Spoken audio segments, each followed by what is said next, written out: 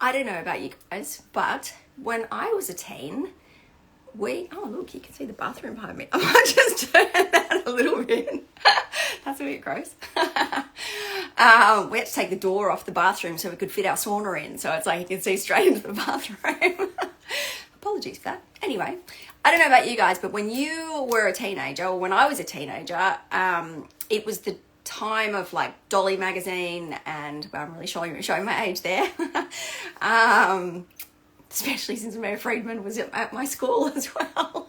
Anyway, so Dolly magazine, and they had these pages in the magazine where you could fill in a little, your name and your address, and you would post it in. I don't know how you posted it in. I can't even remember that bit. But they would send you a free sample pack of like pads and tampons and things. And even though my mum was menstruating when I was young, I remember that when I got my period, I didn't even tell her.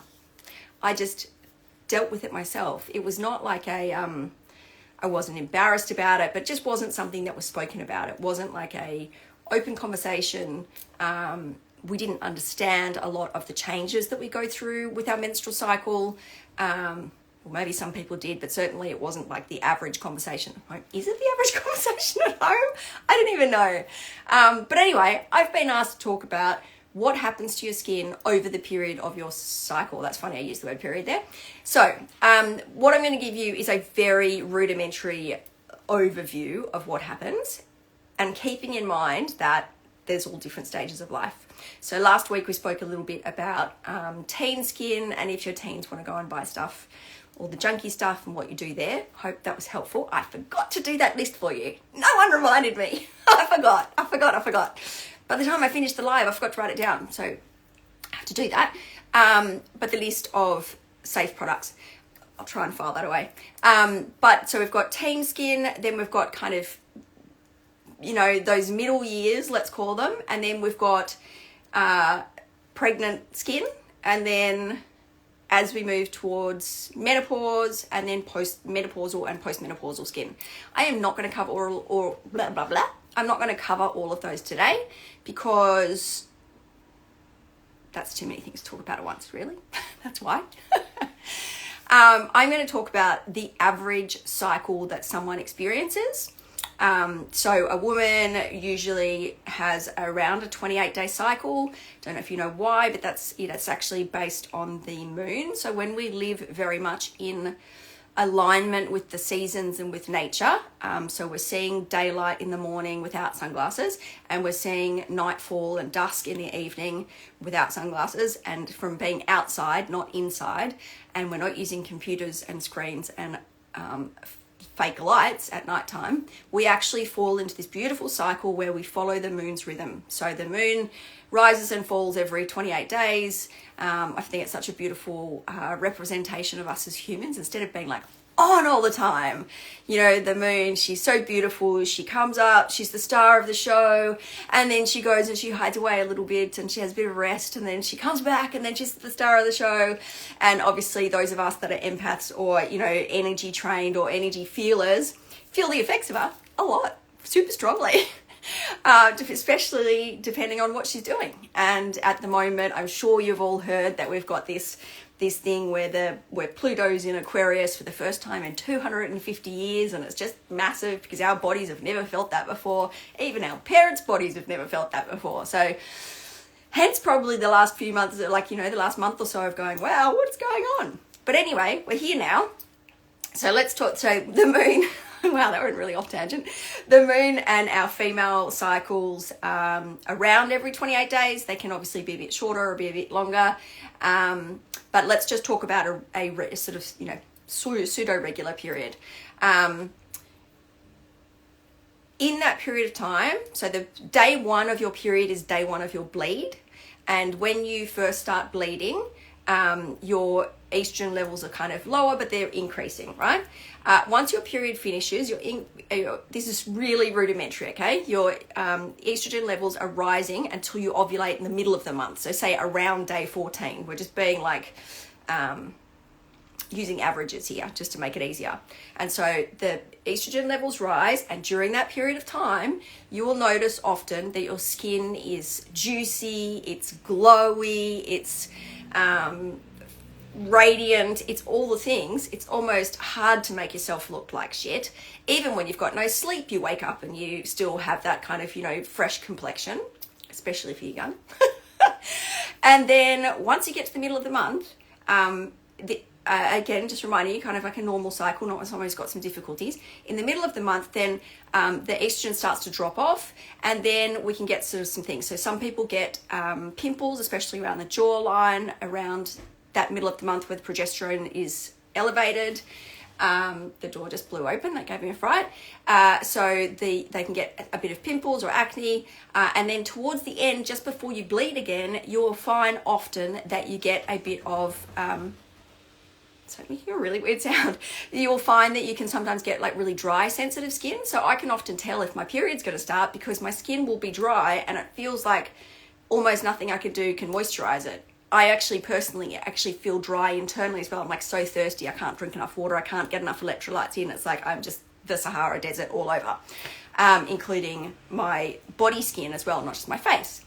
So essentially, if you have like I do, every now and again, I've got way more regularly than a normal person would enjoy, I have photo and film shoots booked in, and those are, I try and book them for just after my period because I know my skin is going to look better, my energy will be better.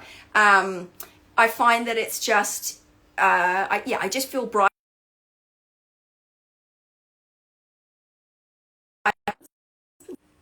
I just deleted his call. I've told him not to call at 1:30.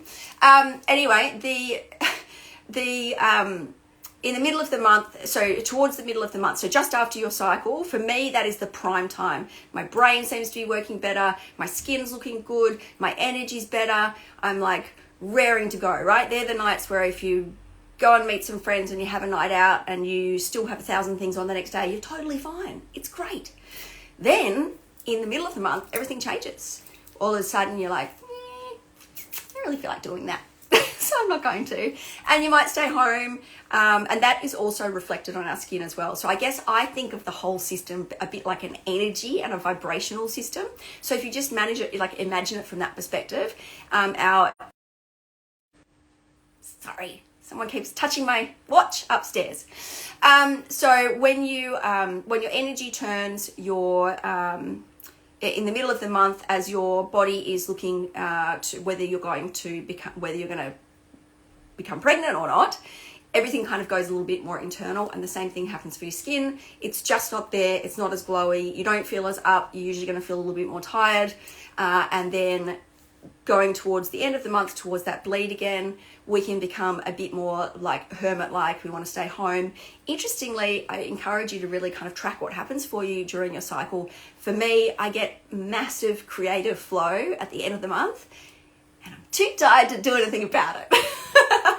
So I really hate that because for a long time, I am not, a lot of people know me, I am not the best at keeping lists. I forgot to do that thing from last week. And I get these downloads of ideas and creative juices, and I just was losing them because I would not keep track of them. So I just started like a little spreadsheet that I learned how to use, and then I just pop my ideas in there, and then when I've got the energy again, then I go through that. Wow, this conversation is really not just about your skin and and your cycle. I love the concept of trying to work with your cycle as a female. So in the beginning of, again, if you were going to do like a podcast or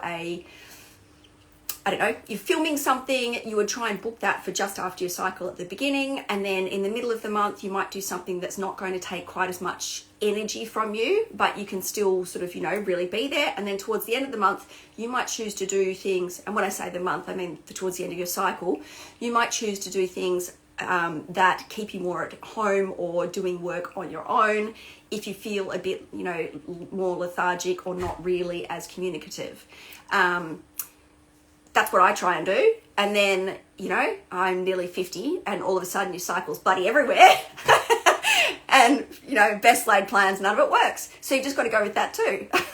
And I guess that's the whole thing of being in flow. I'm just going to mention here a couple of things that actually might stop you, or like a couple of things that you might not think about that might alter the way that your cycle works. So one of the big ones that we don't talk about enough is the effect of stress on our hormonal system. I am not a massive fan of a huge amount of fasting for women. I think post-menopausally, it is a completely different story, and I think that it's fabulous there. But if you are trying to get pregnant, if you are, breastfeeding, if you have got young children where the demands of motherhood are very, very high, I think that is really, I feel that's a very important time to be responsibly nourishing your body. It doesn't mean you can't do some intermittent fasting, but that whole concept of waking up in the morning and doing no breakfast, not a fan. So you end up losing that morning appetite. If you don't have an appetite in the morning, you probably have a fried nervous system, and you should really see a naturopath. If you are never hungry in the morning and you've never been hungry in the morning, I really, really encourage you to look into what's happening in your nervous system and treating that. So there's an incredible amount of research available about the vagus nerve, and just priming that to help us calm our nervous system. Our brain can't tell the difference between, oh my gosh, I forgot my son's lunch and I forgot to do that deadline or that list for the people that I said I would do the list for. Our brain can't tell the difference between that and there is a tiger coming to eat me. So therefore, our hormonal system is going to respond in the same way. Even though we're like, oh, it's fine, it's just a little bit of stress or just a little thing that I forgot, our body can't tell the difference because inside we're kind of primitive. So that will affect your hormonal system. So if you are having very altered cycles and you are not, moving towards menopausal, or you're not pregnant or any of those things, or you're not severely undernourished, then I would be looking at those kind of things as well, whether you can soothe your nervous system, add in a few more quiet bits during your day. And I really just encourage women to think about eating in the morning, even if you eat lightly in the morning, but just having something in there in a calm state. Eating in a calm state is really important for our nervous system. And there are dozens of other things that can affect it, because men's hormonal cycle is pretty much like a 24-hour thing, and ours is over 28 days. It is much more prone to variation. It is much more prone to responding to what's going on in our environment. And then, of course, there are all like the toxic stuff around us that we need to clear up if we want to be flowing really well. There are lots of really simple tips and tricks, got to say that carefully, that we can use to keep things flowing and going smoothly. But, just working on our nervous system, like it's easy, hey? But working on our nervous system, loving our nervous system, loving all the parts of ourselves is a really beautiful way to actually nourish it and encourage our hormones to be loving us back. That is all I'm going to go on with for today. But thank you so much for joining. Sorry about the phone and the door and all of the things. Just feels like it's one of those days, right? But can you guess what part of the cycle I'm in right now? I'd love to know if you can guess.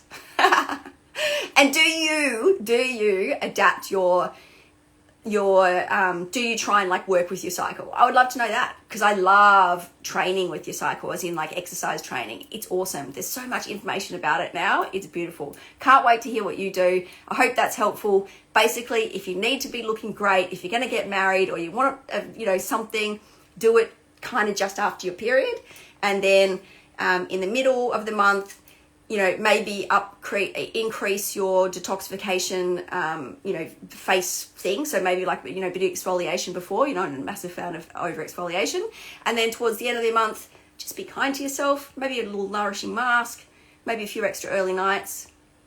Love to hear what you think.